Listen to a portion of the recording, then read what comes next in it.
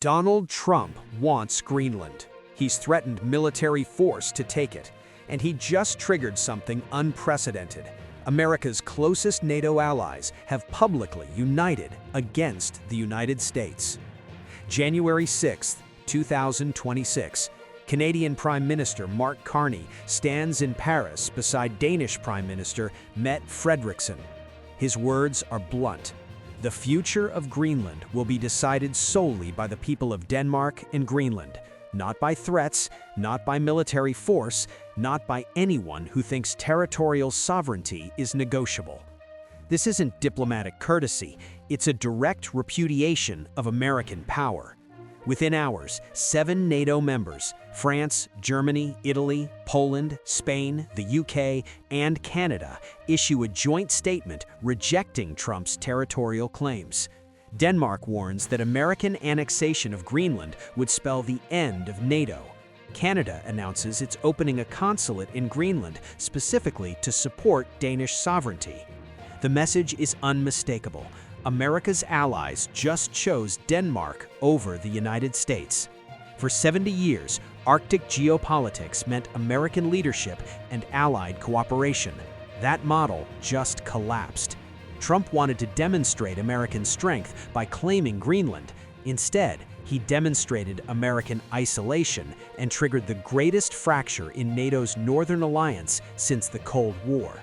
This is how it happened, and why the Arctic will never be the same. The prize that started it all.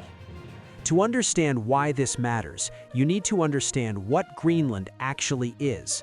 Picture a landmass roughly 3 times the size of Texas, 2 million square kilometers of ice, rock, and increasingly, opportunity.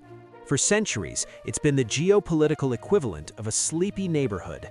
Danish territory, American military presence, and 56,000 predominantly Inuit residents living their lives far from the spotlight of great power competition. Then the ice started melting, and everything changed. Beneath Greenland's glaciers lie rare earth minerals worth hundreds of billions of dollars, the exact materials needed for smartphones, electric vehicles, and advanced weapons systems. The same materials China currently dominates the global supply of. As Arctic temperatures rise, previously inaccessible oil and natural gas deposits are coming into play. New shipping routes are opening that could cut transit times between Asia and Europe by thousands of miles. Strategically, Greenland sits like a massive aircraft carrier between North America and Europe. The United States maintains Pitufik Space Base there, formerly Thule Air Base, housing radar systems critical for North American missile defense. From Greenland, you can monitor Russian submarines in the North Atlantic and track Chinese activity in Arctic waters. In short, Greenland is becoming one of the most valuable pieces of real estate on Earth, and Donald Trump wants it. This isn't his first attempt. During his first presidency, he floated the idea of purchasing Greenland. Denmark politely declined. The world chuckled. Trump moved on. But 2026 isn't 2019. American nationalism has intensified. Arctic competition with China and Russia has accelerated, and Trump, now in his second term, returned to his Greenland obsession with a critical difference. This time, he appointed a special envoy whose explicit job is to make Greenland American territory. This time, the White House openly stated that military force was on the table. This time, nobody was laughing. The assumption that broke the alliance. Trump's Greenland strategy rested on a single assumption that has guided American foreign policy for decades. When Washington demands, allies ultimately comply. They might object, they might posture for domestic audiences, but when the chips are down, when America insists that national security requires allied cooperation, NATO members fall in line. They always have. Canada, in particular, has spent generations perfecting the art of diplomatic hedging, expressing mild concern about American actions while never quite opposing Washington directly. The Canadian playbook in US-NATO disputes has been consistent. Call for dialogue, urge restraint, maintain relations with all parties, and absolutely avoid forcing other allies to choose between American leadership and Canadian partnership. Mark Carney just burned that playbook. Instead of hedging, he chose Denmark's side. Instead of calling for dialogue, he announced concrete action. Canada is opening a consulate in Greenland's capital. Instead of maintaining ambiguity, he deployed language calculated to contradict every element of Trump's position. Consider his word choice: solely by the people of Denmark and Greenland. That's not diplomatic boilerplate. That's a direct repudiation of any American claim to influence Greenland's future. Not by threats, not by military force, not by anyone who thinks territorial sovereignty is negotiable. That's not calling for restraint, that's calling out the United States in everything but name. And then came the masterstroke. Canada's Governor-General, Mary Simon, will travel to Greenland in February to personally open the new consulate. The Indigenous card that changed everything. Mary Simon isn't just Canada's Governor-General, she's Inuk, a member of the same Indigenous people who comprise the vast majority of Greenland's population. She previously served as Canada's ambassador for circumpolar affairs and ambassador to Denmark. Her selection for this mission was no accident. Simon's presence in Greenland sends layered messages that resonate far beyond traditional diplomacy. Message 1. Canada recognizes that Greenland's future belongs to Greenlanders, specifically to its Indigenous Inuit majority, not to distant powers making territorial claims. Message 2. Arctic Indigenous peoples have connections that transcend state boundaries. An attack on Greenlandic self-determination is an attack on Indigenous sovereignty throughout the Arctic, including in Canada. Message 3. If Trump attempts to annex Greenland against the will of its Indigenous population, he's not merely violating Danish sovereignty, he's assaulting Indigenous rights, and Canada stands with Indigenous peoples against external aggression. This is brilliant strategic positioning. Trump framed Greenland as a security issue, protecting America from Chinese and Russian Arctic expansion. Carney reframed it as a human rights issue, protecting Indigenous self-determination from colonial ambitions. That reframing matters enormously. Security arguments can be debated, military necessity can be invoked, but Indigenous rights carry moral weight that's nearly impossible to counter without appearing nakedly imperialist. And Trump walked right into it. By threatening military annexation, he made himself the colonial aggressor. By ignoring Greenlanders' own voices, he disrespected Indigenous self-governance. By demanding Denmark simply surrender territory, he revealed exactly the kind of great power bullying that Indigenous peoples have resisted for centuries. Carney ensured that resistance now has Canadian backing. The coalition that shocked Washington. Carney's Paris statement came accompanied by something even more significant, a joint letter from 7 NATO allies defending Greenland's status: France, Germany, Italy, Poland, Spain, the United Kingdom, Denmark, Canada. 8 nations, one message: Greenland belongs to its people. It is for Denmark and Greenland, and them only, to decide on matters concerning Denmark and Greenland. Read that carefully. Them only. Not primarily them, not in consultation with allies. Them only.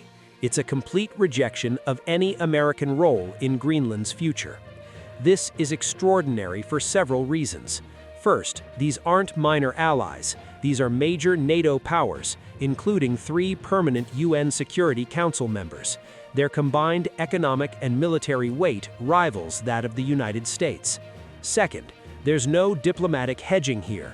No, we understand American security concerns, but no, while respecting all parties, just flat, unambiguous rejection of American territorial demands.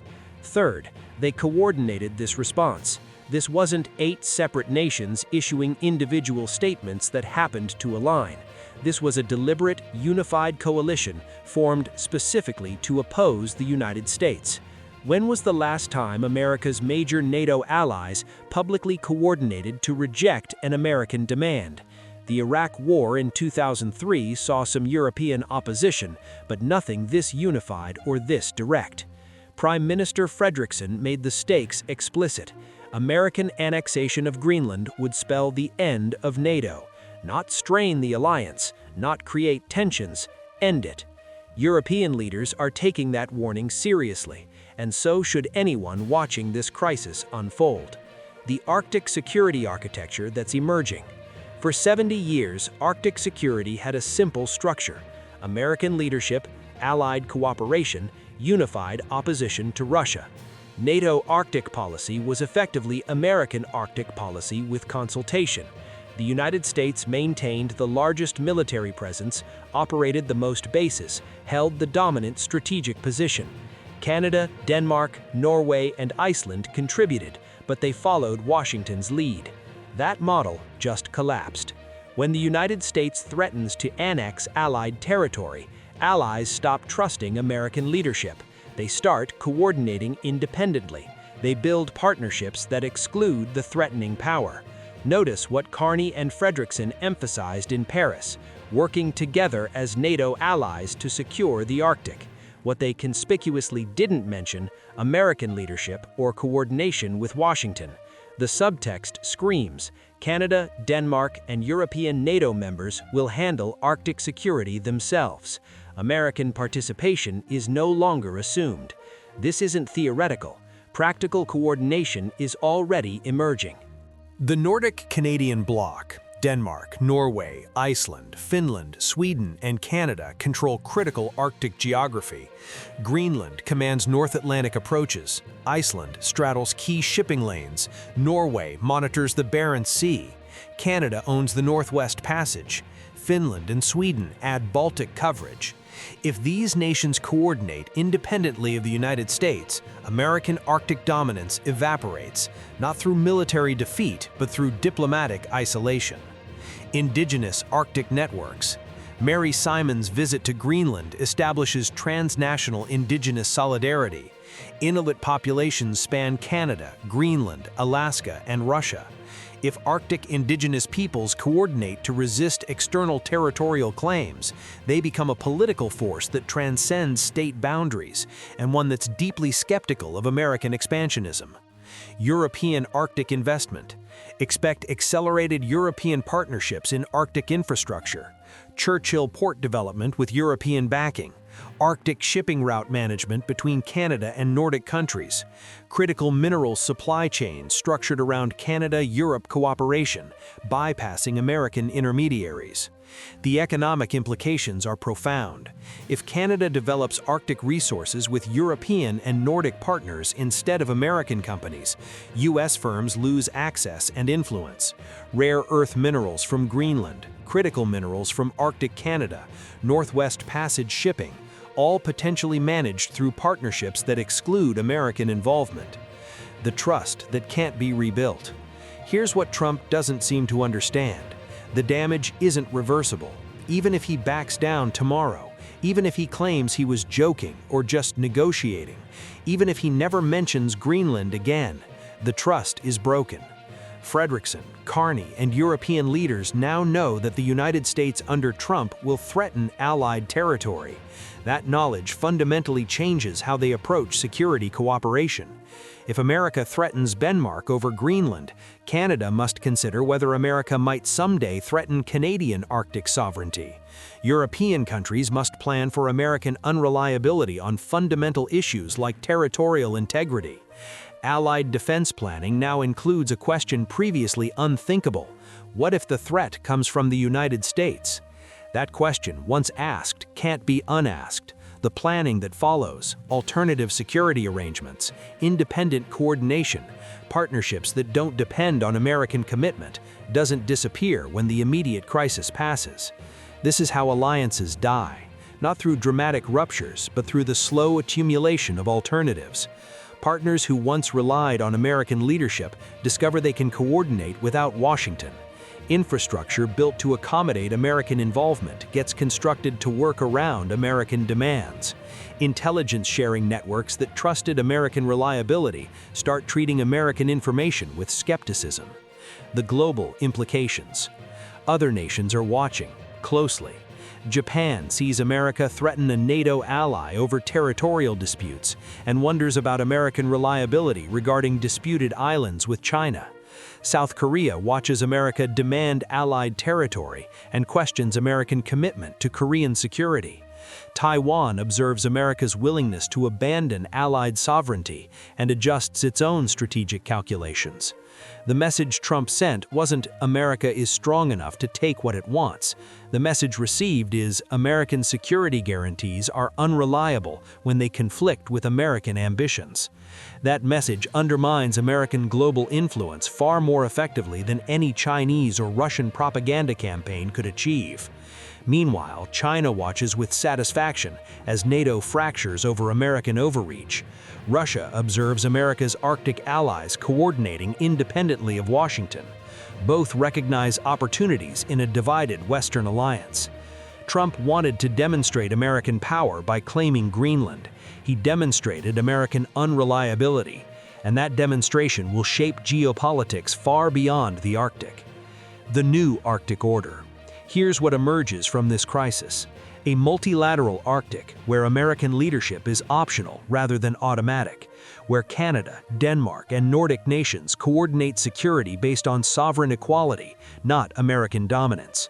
An indigenous Arctic, where Inuit peoples across national boundaries assert political voice in territorial questions, where external powers claiming Arctic territory must contend with indigenous opposition backed by sympathetic governments. A European Arctic, where European NATO members treat Arctic security as a European interest, requiring European solutions, not merely an extension of American strategy. A fractured NATO, where the fundamental assumption that allies respect each other's territorial sovereignty no longer holds, where members hedge against each other, not just external threats. Greenland has become a stress test, not only for NATO, but for the entire post-World War II alliance order built around American leadership. And for the first time in decades, allies are quietly preparing for a world in which the United States is no longer the unquestioned backstop.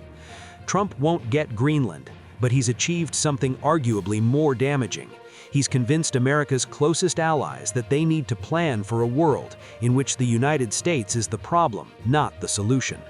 Carney ensured that realization was unmistakable.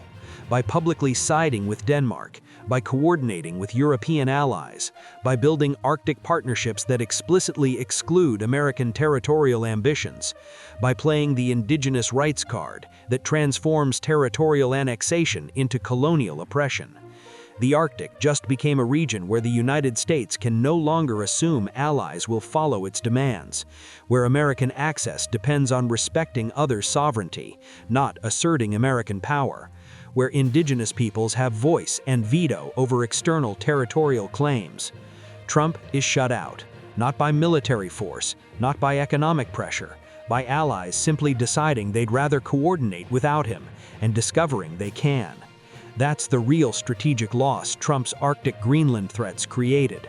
Not the island he won't acquire, the alliance he broke trying. And in the frozen waters of the Arctic, the ice isn't the only thing fracturing. So is the post-World War II order America built, melting away under the heat of its own leaders' ambitions. The question now isn't whether Greenland becomes American, it's whether America remains Arctic. And the answer, increasingly, is being decided by everyone except Washington. Welcome to the new Arctic. America isn't leading it.